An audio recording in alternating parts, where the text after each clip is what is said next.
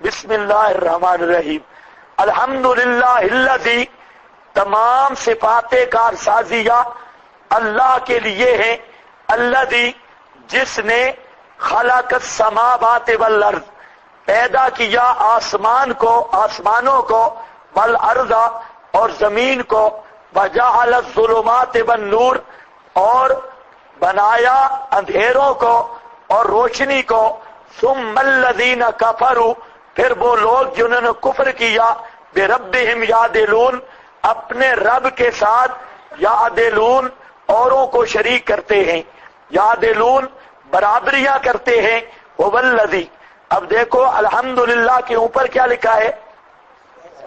حصہ اول سورت نفی شرک فی التصرف، الحمدللہ الذی، تمام صفات کارسازیہ مختص ہیں ساتھ اللہ کے۔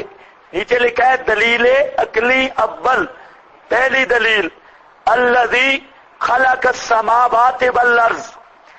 جب سورہ فاتحہ شروع کی تھی، الحمدللہ کا میں نے معنی ذکر کیا تھا، اس کو بالکل مختصر طور پہ جو ساتھی بعد میں آئے دوہرا دیتا ہوں، لیکن تفصیل نہیں ہو سکتی۔ الحمدللہ کے بارے میں معنی سمجھو کہ الحمدللہ کا الف لام کون سا ہے؟ عام طور پہ اہل نحو بھی، فن نحو کے ماہرین عبد الغفور وغیرہ میں بات چلتی ہے کہ الحمدللہ کا الف لام کون سا ہے، اور عام طور پہ لوگ کہتے ہیں کہ الحمدللہ کا الف لام ہے استغراق کا، اور یہاں پر کئی قسم کی تعمیمیں کرتے ہیں اور معنی یہ کرتے ہیں الحمدللہ تعریف، ہر تعریف کرنے والے کی، ہر وقت ہر تعریف ثابت ہے واسطے اللہ کے، یہ تعمیمیں کی جاتی ہیں، حمد ہر حامد کی، ہر وقت ہر حمد، فلانا فلانا، وہ لگے رہتے ہیں۔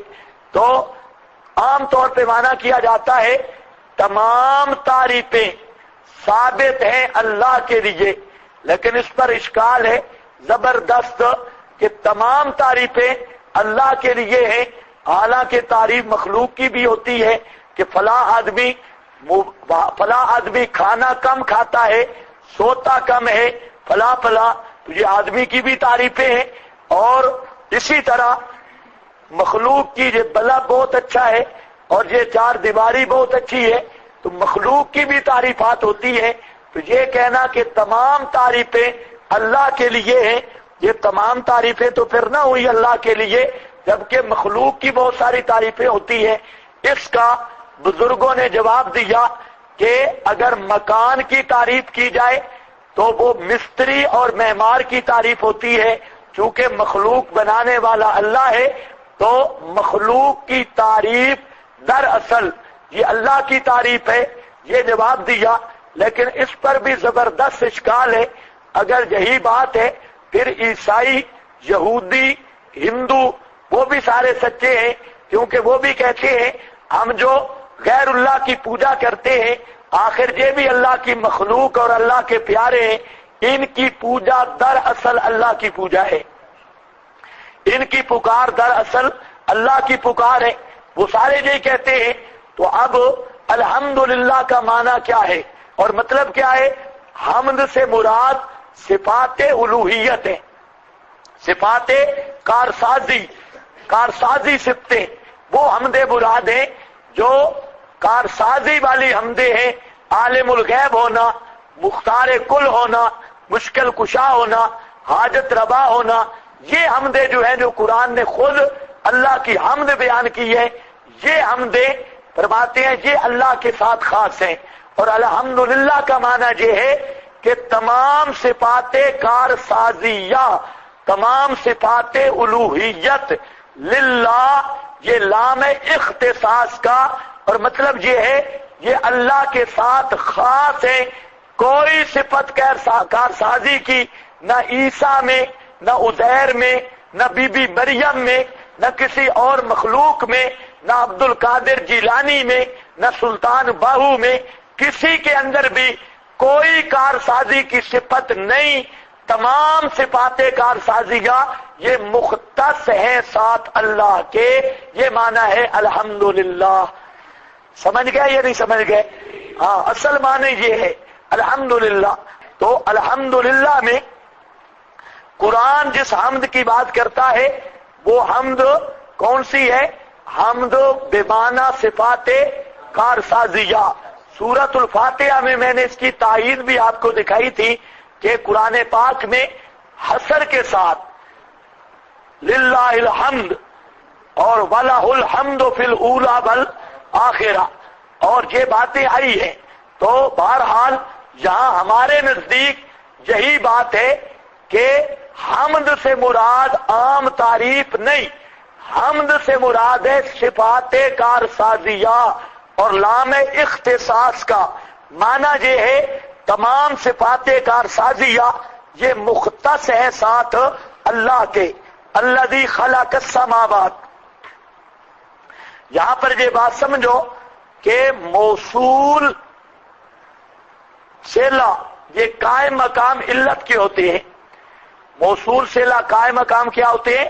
علت کے۔ ہاں بھئی الحمدللہ یہ دعویٰ ہے کہ کار ساز اللہ ہے، کار ساز اللہ۔ اب آگے الذی خلق السماوات، اس میں یہ علت بیان ہوئی، دلیل بیان ہوئی، تمام صفات کارسازیہ اللہ کے ساتھ خاص کیوں ہیں اس کی وجہ الذی، اس کی علت بیان ہو رہی ہے۔ الذی خلق السماوات، وہ ذات جس نے پیدا کیا آسمانوں کو، والارض اور زمین کو، وجعل اور پیدا کیا الظلمات والنور۔ دو چیزیں آپ پڑھتے ہیں، عالم مرکب ہے جواہر اور آرات سے، تو یہاں پر دونوں کا ذکر کیا، خلق السماوات والارض جواہر اور الظلمات والنور آرات، دونوں کا ذکر کر دیا۔ اب یہ جو منطقی ہوتے ہیں بیچارے، العالم متغیر تھے، کلو متغیر تھے فلانا، ایسے بیچارے دماغ خراب ہے۔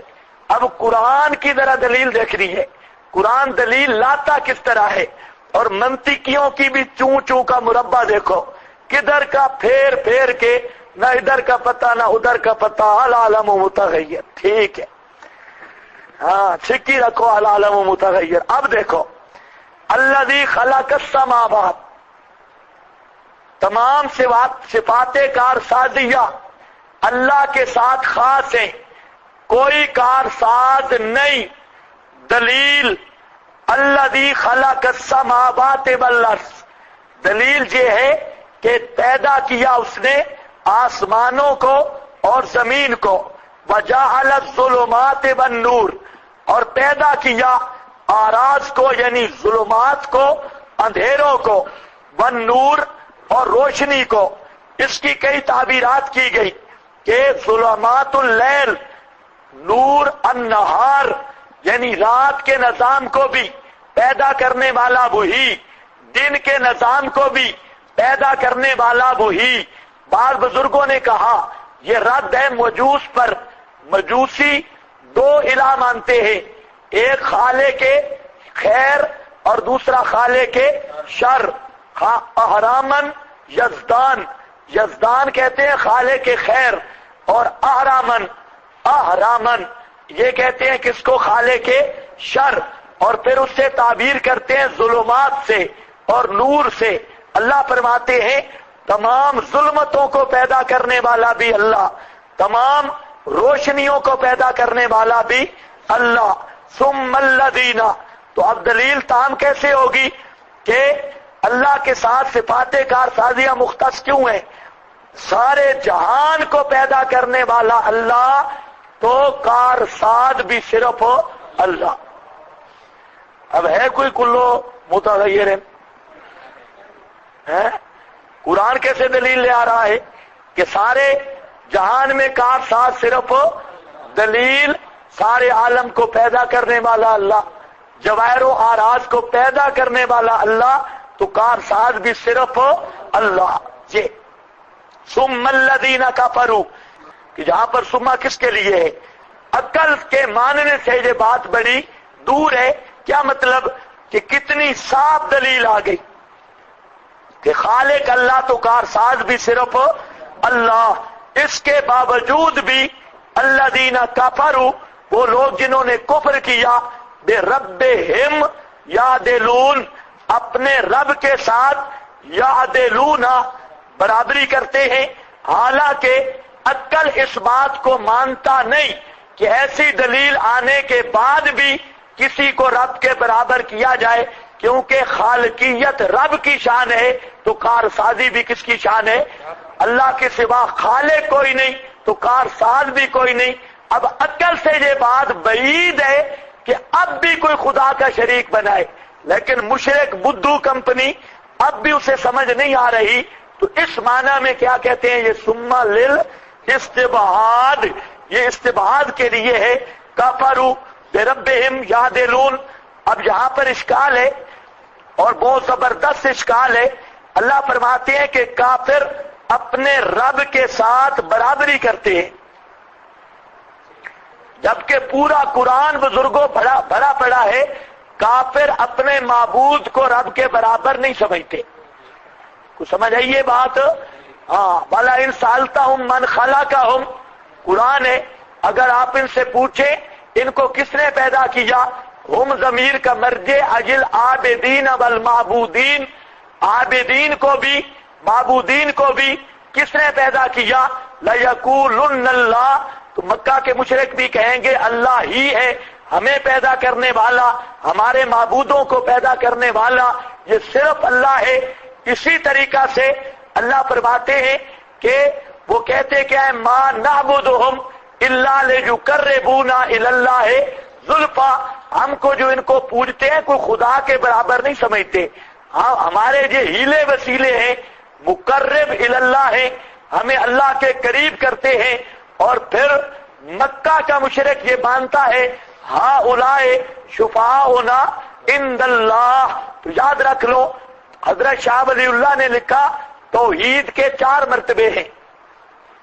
توحید کے کتنے مرتبے ہیں؟ 4. پہلا مرتبہ واجب الوجود صرف اللہ، ابتدا اور انتہا سے پاک ذات. واجب الوجود یہ صرف اللہ ہے، لا واجب الوجود الا ہو، لا واجب الوجود الا اللہ، یہ اللہ کی شان ہے. اس مسئلے میں مکہ کے مشرک وہ اختلاف نہیں کرتے تھے. وہ کہتے تھے کہ واجب الوجود ہمیشہ سے ہمیشہ جس کا وجود ہے، ابتدا سے بھی پاک انتہا سے بھی پاک، وہ صرف اللہ ہے. اور دوسرا واہب الوجود، یہ بھی اللہ ہے. واجب الوجود اللہ، اور دوسرا درجہ کیا ہے؟ واہب الوجود. کیا مطلب ہے واہب الوجود؟ خالق کل اعراض و جواہر، دنیا کے ہر ذرے کا، لا خالق الا اللہ، خالق صرف اللہ ہے، اللہ کے سوا کوئی خالق نہیں. مکہ کا مشرک یہ بھی مانتا تھا لا خالق الا اللہ. تیسرا درجہ ہے تصرف، توحید فی التصرف. اس میں 2 درجے بناتے. ایک ہے بڑے بڑے کام، سورج چاند ستارے، موسم تبادل و تناسل، رزق بارشیں بادل، یہ جتنے بڑے بڑے نظام، شمسی قمری لیلی نہاری، یہ سارے بڑے نظام. مکہ کا مشرک یہ کہتا تھا کہ لا متصرف فی الامور العظام الا اللہ، بڑے بڑے کاموں میں اللہ کے سوا کوئی متصرف نہیں. اور اب اس کا دوسرا درجہ تصرف کا، وہ چھوٹے چھوٹے کام ہیں. کسی بیچارے کے پیٹ میں درد پڑ جائے، سر میں درد ہو، امور حقیرہ، چھوٹے چھوٹے کام، تو وہ کہتے ہیں ان کے کرنے کی اللہ نے ان کو طاقتیں دی ہے. یہاں سے ان کا شرک شروع ہوتا. اور چوتھا درجہ لا الہ الا اللہ، الوہیت والا درجہ. اس میں وہ پکے مشرک تھے اور اللہ کے سوا کئی الہوں کو پوجتے تھے، اللہ کی تعظیمیں ان پہ خرچ کرتے تھے. تو توحید کے کتنے درجے ہوئے؟ 4 میں مکہ کا مشرک 2.5 درجے مواحد تھا. کتنے مرتبے مانتا تھا؟ 2.5. لا واجب الوجود الا اللہ، لا واہب الوجود الا اللہ، اور لا متصرف فی الامور العظام الا اللہ. یہ 3 درجے وہ مانتا تھا کہ اللہ کے سوا واجب الوجود بھی کوئی نہیں، خالق کائنات بھی کوئی نہیں، اور امور اعظام میں متصرف بھی کوئی نہیں، یہ مکہ کا مشرک مانتا تھا، اور 1.5 درجہ شرک کرتا تھا۔ 1.5 درجہ کیا؟ چھوٹے چھوٹے کام، ان کے اختیارات ملتے ہیں، امور حقیرہ۔ اور نمبر 2 الوہیت کا مسئلہ، مسئلہ الوہیت میں الہ اللہ کے سوا کئیوں کو مانتے تھے، تو گویا ایک جھگڑا تھا لا الہ الا اللہ میں، اور دوسرا امور حقیرہ کے اختیار میں، اس کے اندر جھگڑا تھا۔ تو اب بتاؤ مکہ کا مشرک خدا کے برابر مانتا تھا معبودوں کو؟ ساتھ یہ بات بھی یاد رکھو، آج کا شیعہ اور بریلوی یہ 4 کے 4 درجے مشرک ہے۔ مکے کا 2.5 درجے مباحث اور 1.5 درجہ مشرک تھا، اور آج والے یہ کتنے درجے مشرک ہیں؟ ایک مولوی صاحب نے ایک کتاب لکھی ہے کہ بریلویوں کا ذبیحہ حلال ہے۔ وہ میری ملاقات ہوئی اس سے، مجھے کہتے ہیں کیسی کتاب میں نے لکھی؟ میں نے کہا بالکل پھٹیاں توڑ دی ہیں۔ کہتے ہیں کیوں؟ میں نے کہا خدا کے بندے، شروع میں تو لکھتا ہے کہ مکہ کا مشرک جو ہے یہ 2.5 درجے مباحث اور 1.5 درجہ مشرک تھا۔ یہ حضرت مولانا عبدالغنی جاجروی رحمہ اللہ، ان کی کتاب ہے کتاب التوحید، مقدمہ کتاب التوحید، اور اس میں یہ ساری بات موجود ہے۔ حضرت شاہ ولی اللہ کے حجت اللہ ہیل بالغہ، جس کو آپ ہول بالغہ پڑھتے ہیں، اس میں بھی موجود ہے۔ تو اس نے بھی وہاں سے ابتدا تو نقل ماری نا، اور یہ کہا کہ وہ 4 درجے مشرک ہے آج کا مشرک، اور پھر آگے کہتا ہے کہ نہیں ان کی ذبیحہ حلال ہے۔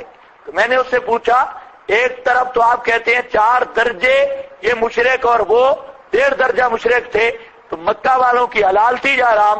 کہتے ہیں ان کی تو حرام تھی۔ میں نے کہا پھر ان کی کیسے حلال بن گئی؟ یا تو تیرا مقدمہ ہے، تیرے متن کے منافی ہے۔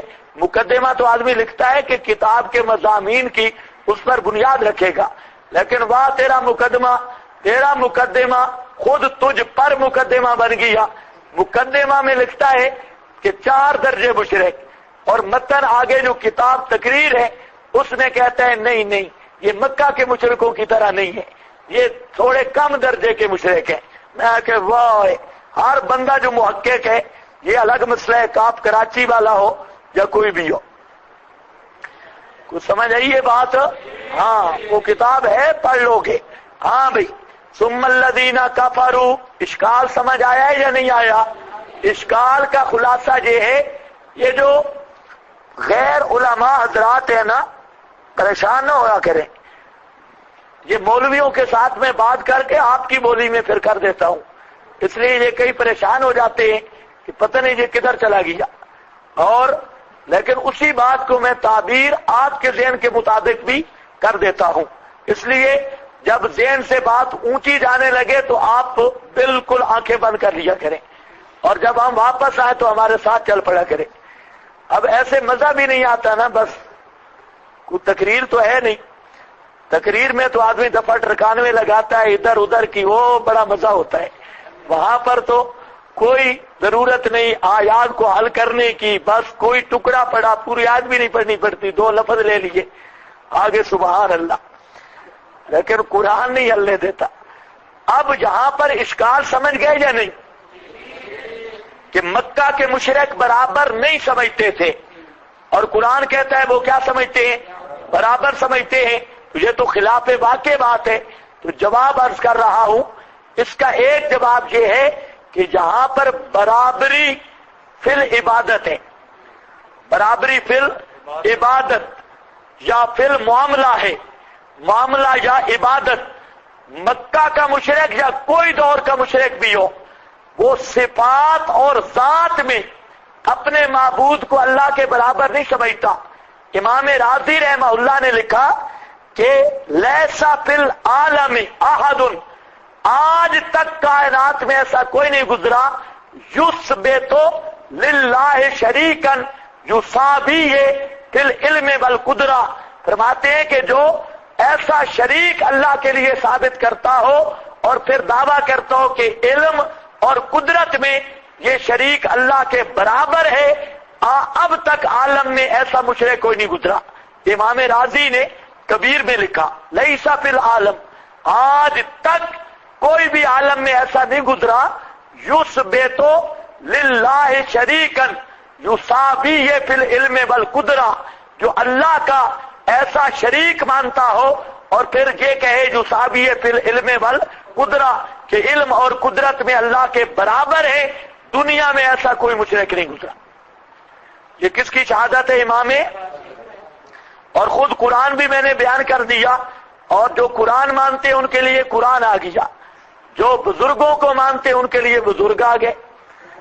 یہ بھی مسئلہ ہے نا، ہمیں دونوں طرف چلنا پڑتا ہے، ورنہ بربہم یعدلون، اس عادل سے مراد کیا ہے؟ فی العبادہ یا فی المعاملہ، معاملہ میں مشرک اپنے شریک کو خدا سے بڑھاتا ہے، صرف برابر بھی نہیں، وہ بڑھاتا ہے۔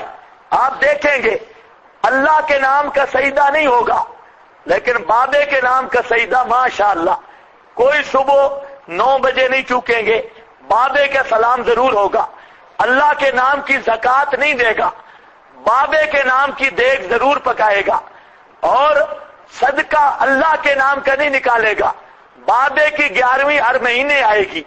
تو معاملہ میں مشرک وہ خدا کے برابر کرتا ہے، بلکہ خدا سے بھی بڑھا دیتا ہے عبادت میں۔ تو جہاں پر لکھا ہے نیچے یعدلون عبادت میں، اچھا یہ تو میں نے تقریر کر دی، چونکہ علماء کرام یہ بیان کرتے رہتے، میں نے بھی وہی تقریر کر دی۔ معنی یہ ہے پھر بھی وہ لوگ جنہوں نے کفر کیا، ان ربہم یعدلون، اے منحرفون، جو مشرک لوگ ہیں کافر، وہ پھر بھی اللہ سے منحرف ہیں، اپنے رب سے منحرف ہیں۔